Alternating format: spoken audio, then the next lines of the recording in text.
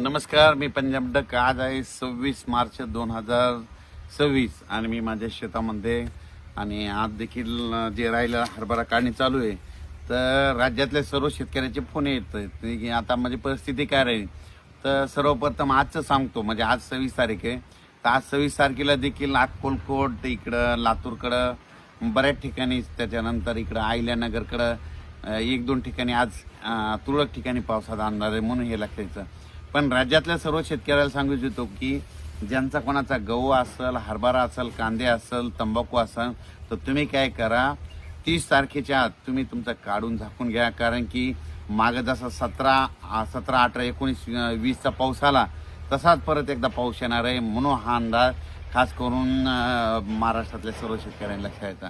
मग सांगायचं झालं तर हे पाऊस कुठं पडणार आहे, तर सांगायचं झालं तर सुरुवातीला हे पाऊस काय होणार आहे की सुरुवातीला येणारे म्हणजे नंदुरबार जिल्हा, धुळे जिल्हा, धुळे, मालेगाव ह्या पट्ट्यामध्ये काय होणार आहे, तो पावसाला सुरुवात होणार आहे.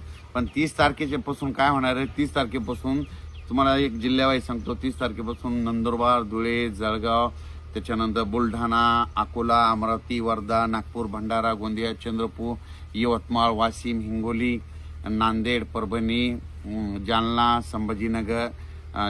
संभाजीनगर, बीड जिल्हा, लातूर जिल्हा, धाराशिव जिल्हा, अहिल्यानगर, त्याच्यानंतर कोकणपट्टीकडे देखील, म्हणजे साताऱ्यापासून, कुडाळपासून ते डायरेक्ट मुंबईपर्यंत, म्हणजे ह्या पट्ट्यामध्ये देखील कोकणपट्टी, पुणे असा करत मुंबईला देखील पडणार. म्हणजे ह्या 3 दिवसात काय होणार आहे, दररोज एक दिवस मात्र प्रत्येक ठिकाणी थोडा पाऊस येईल, काही ठिकाणी सोडून देखील देईल, म्हणून ही अंदाज लक्षात येतात. आणि या पावसामध्ये सगळ्यात महत्त्वाचं सांगायचं झालं मध्ये याच्यामध्ये एक तर वारं देखील असणार आहे. जिथं पाऊस नाही पडला तिथं नुसतं वारं सुटल, आणि जिथं काही ठिकाणी गारपीट देखील होणार आहे. त्याच्यानंतर काही ठिकाणी हवामान म्हणजे नुसतं आभाळ देखील येईल, आणि काही ठिकाणी पेंडोलता पाऊस पडेल, म्हणून हा अंदाज सर्व शेतकऱ्यांनी लक्षात द्यायचा.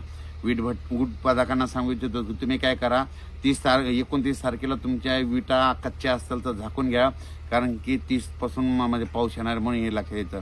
त्याच्यानंतर कर्नाटकच्या शेतकऱ्याला सांगू इच्छितो की कर्नाटक म्हणजे धारवाड जिल्हा झालो, तिकोटी झाला, निपाणी, त्या परिसरातल्या कोल्हापूरच्या ऊस शेतकऱ्याला सांगू इच्छितो की तुम्ही काय करा, तुमचा कोणता गहू, हरभरा असेल तर काय करा, 30 पर्यंत काढून घ्या. तुमच्याकडे मात्र चांगल्या स्वरूपाची गारपीट होणार आहे, काही ठिकाणी गारपीट देखील होणार आहे, साताऱ्याकडे देखील गारपीट होणार आहे, म्हणून आंबा उत्पादक शेतकऱ्यांनी हा देखील अंदाज लक्षात घ्यायचा. त्याच्यानंतर म्हणजे सांगायचं झालं तर हा पाऊस सांगायचं झालं तर म्हणजे 29, 31, 1, 2 च्या दरम्यान दररोज एक वेगवेगळ्या भागात जाणार आहे, म्हणून हा अंदाज लक्षात घ्यायचा. आणि परत एक शेतकऱ्याला सांगू इच्छितो की या वर्षीचा उन्हाळा म्हणजे 2026च्या उन्हाळ्यात आता यापुढे अवकाळी कसा येणार